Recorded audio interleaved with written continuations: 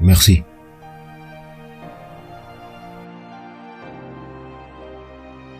Je suis honoré d'être avec vous aujourd'hui, à votre entrée dans l'une des plus belles universités du monde.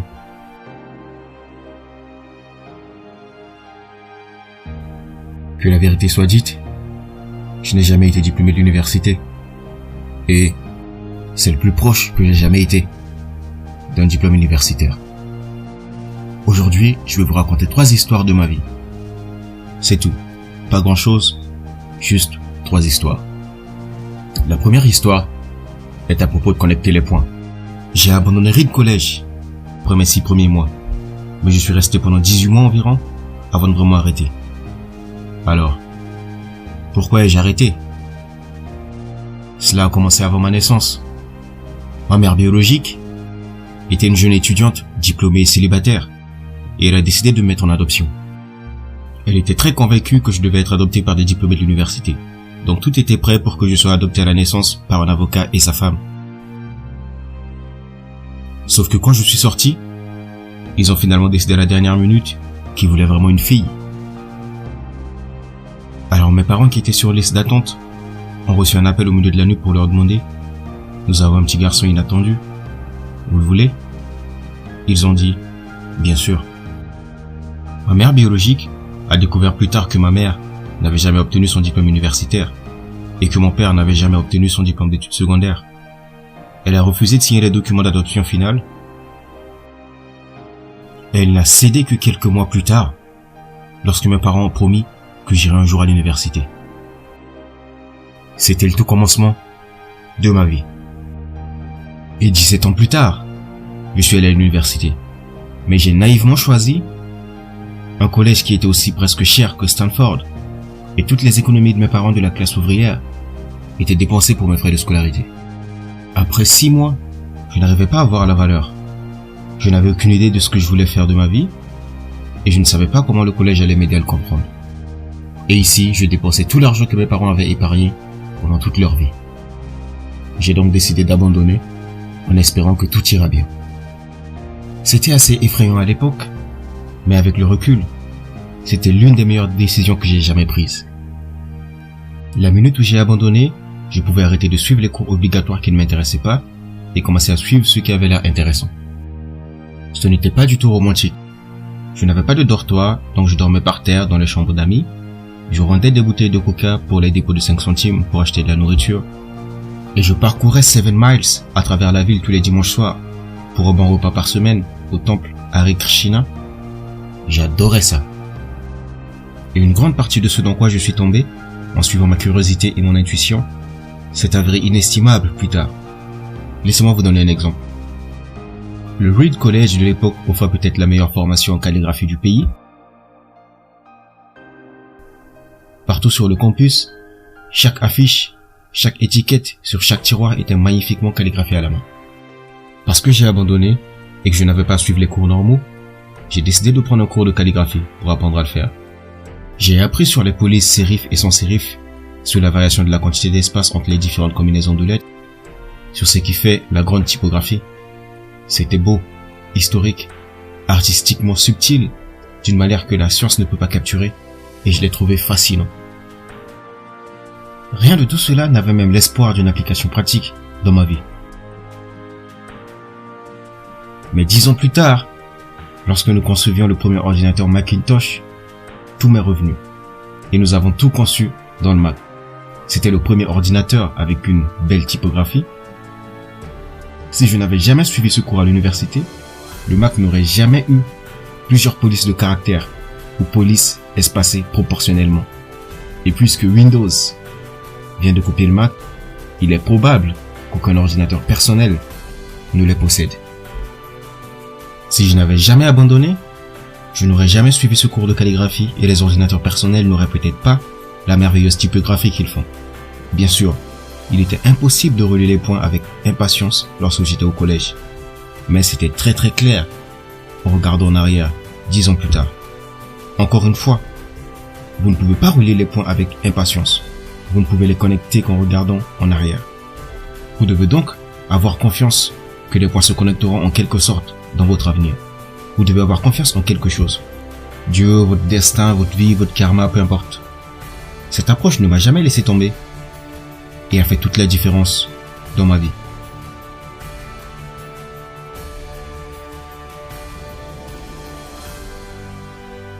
Ma deuxième histoire concerne l'amour et la perte. J'ai eu de la chance. J'ai trouvé ce que j'aimais faire tôt dans la vie. Vous et moi avons commencé Apple dans le garage de mes parents quand j'avais 20 ans. Nous avons travaillé dur et en 10 ans, Apple était passé de nous deux dans un garage à une entreprise de 2 milliards de dollars avec plus de 4000 employés. Nous venions de sortir notre plus belle création, le Macintosh. Un an plus tôt, et je venais d'avoir 30 ans, et puis j'ai été viré. Comment pouvez-vous être licencié d'une entreprise que vous avez créée? Eh bien, à mesure qu'Apple grandissait, nous avons embauché quelqu'un que je pensais être très talentueux pour diriger l'entreprise avec moi. Et pour la première année, les choses se sont pas très bien passées. Mais alors que nos visions de l'avenir ont commencé à diverger, et finalement nous avons eu une chute. Lorsque nous l'avons fait, notre conseil d'administration s'est rangé à ses côtés. Donc à 30 ans, j'ai été viré. Et très publiquement en plus. Ce qui a été au centre de ma vie d'adulte avait disparu. Et c'était dévastateur. Je ne savais vraiment pas quoi faire pendant quelques mois. Je sentais que j'avais laissé tomber la génération précédente d'entrepreneurs, que j'avais abandonné le relais au moment où il m'était transmis. J'ai rencontré David Packard et Bob Noyce, et j'ai essayé de m'excuser d'avoir si mal tourné.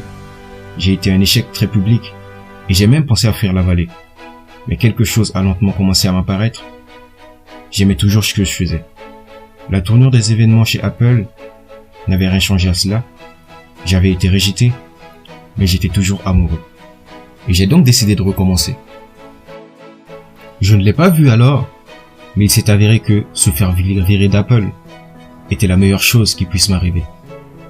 La lourdeur du succès a été remplacée par la légèreté d'être à nouveau un débutant, moins sûr de tout. Cela m'a libéré pour entrer dans l'une des périodes les plus créatives de ma vie. Au cours des 5 années suivantes, j'ai commencé une entreprise nommée Next, une autre entreprise nommée Pixar, et je suis tombé amoureux d'une femme incroyable qui allait devenir ma femme. Pixar a ensuite créé le premier long métrage d'animation par ordinateur au monde, Toy Story, et est maintenant le studio d'animation le plus réussi au monde. Dans une tournure des événements remarquables, Apple a acheté Next, je suis revenu à Apple, et la technologie que nous avons développée chez Next est au cœur de la renaissance actuelle d'Apple. Et Lorraine et moi avons une merveilleuse famille ensemble. Je suis presque sûr que rien de tout cela ne serait arrivé si je n'avais pas été licencié d'Apple. C'était un médicament au goût affreux, mais je suppose que le patient que j'étais en avait besoin. Parfois, la vie nous frappe à la tête avec une brique. Ne perdez pas confiance. Je suis convaincu que la seule chose qui m'a fait avancer, c'est que j'aimais ce que je faisais. Vous devez trouver ce que vous aimez. Et cela est aussi vrai pour votre travail que pour vos amants. Votre travail va remplir une grande partie de votre vie. Et la seule façon d'être vraiment satisfait est de faire ce que vous croyez être un excellent travail. Et la seule façon de faire du bon travail est d'aimer ce que vous faites. Si vous ne l'avez pas encore trouvé, continuez à chercher. Ne vous contentez pas. Comme pour toutes les questions du cœur, vous saurez quand vous le trouverez. Et comme toute bonne relation, elle s'améliore de plus en plus avec les années. Continuez donc à chercher jusqu'à ce que vous le trouviez. Ma troisième histoire concerne la mort. Quand j'avais 17 ans, j'ai lu une citation qui disait « Si vous vivez chaque jour comme si c'était la dernière, un jour, vous aurez sûrement raison. » Cela m'a impressionné et depuis lors, depuis 33 ans, je me regarde dans le miroir tous les matins et me demande si aujourd'hui était le dernier jour de ma vie, voudrais-je faire ce que je vais faire encore aujourd'hui? Et chaque fois que la réponse a été non, pendant trop de jours d'affilée, je sais que je dois changer quelque chose. Se souvenir que je serai bientôt mort est l'outil le plus important que j'ai jamais rencontré pour m'aider à faire les grands choix de la vie. Parce que presque tout, toutes les attentes extérieures, toute fierté, peur d'embarras ou d'échec, ces choses tombent juste devant la mort, ne laissant que ce qui est vraiment important. Se souvenir que vous allez mourir est le meilleur moyen que je connaisse pour éviter le piège de penser que vous avez quelque chose à perdre. Tu es déjà nu. Il n'y a aucune raison de ne pas suivre ton cœur. Il y a 1 an de cela, on m'a diagnostiqué un cancer. J'ai eu un scan à 7h30 du matin et il a clairement montré une tumeur sur mon pancréas. Je ne savais même pas ce qu'était un pancréas. Les médecins m'ont dit qu'il s'agissait presque certainement d'un type de cancer incurable et que je ne devais pas attendre plus de 3 à 6 mois. Mon médecin m'a conseillé de rentrer chez moi et de me préparer. Ce qui était son signe pour me dire de me préparer à mourir. Cela signifie essayer de dire à vos enfants tout ce que vous pensiez avoir dans les 10 prochaines années pour leur dire en quelques mois seulement. S'assurer que ce soit aussi simple que possible pour votre famille. En gros, cela signifie qu'il faut dire au revoir. J'ai vécu avec ce diagnostic toute la journée. Plus tard dans la soirée, j'ai eu une biopsie où ils ont collé un endoscope dans ma gorge, dans mon estomac et dans mes intestins, ont mis une aiguille dans mon pancréas et ont prélevé quelques cellules de tumeur. J'étais sous anesthésie, mais ma femme qui était là m'a dit que lorsqu'ils ont vu les cellules au microscope, les médecins ont commencé à pleurer parce qu'il s'est avéré être une forme très rare de cancer du pancréas qui est curable par la chirurgie. J'ai été opéré et je vais bien maintenant. C'est le plus proche que j'ai été de la mort et j'espère qu'il en restera ainsi pendant encore quelques décennies. Après l'avoir vécu, je peux maintenant vous le dire avec un peu plus de certitude que lorsque la mort était juste un concept utile mais purement intellectuel pour moi. Personne ne veut mourir. Même les gens qui veulent aller au paradis ne veulent pas mourir pour y arriver. Et pourtant, la mort est la destination que nous partageons tous. Personne n'y a jamais échappé. Et c'est comme ça que cela devrait être. Car la mort est très probablement la meilleure invention de la vie. Elle est le facteur de changement de la vie. Elle efface les anciens pour faire place au nouveau. En ce moment, le nouveau c'est vous. Mais un jour, et dans très peu de temps, vous deviendrez progressivement l'ancien et serez effacé. Désolé d'être si dramatique, mais c'est tout à fait vrai. Votre temps est limité, alors ne le perdrez pas à vivre la vie de quelqu'un d'autre. Ne soyez pas piégé par le dogme qui vit avec les résultats de la pensée des autres. Ne laissez pas le bruit des opinions des autres étouffer votre propre voix intérieure. Et surtout, ayez le courage de suivre votre cœur et votre intuition. Ils savent déjà, en quelque sorte, ce que vous voulez vraiment devenir. Tout le reste est secondaire.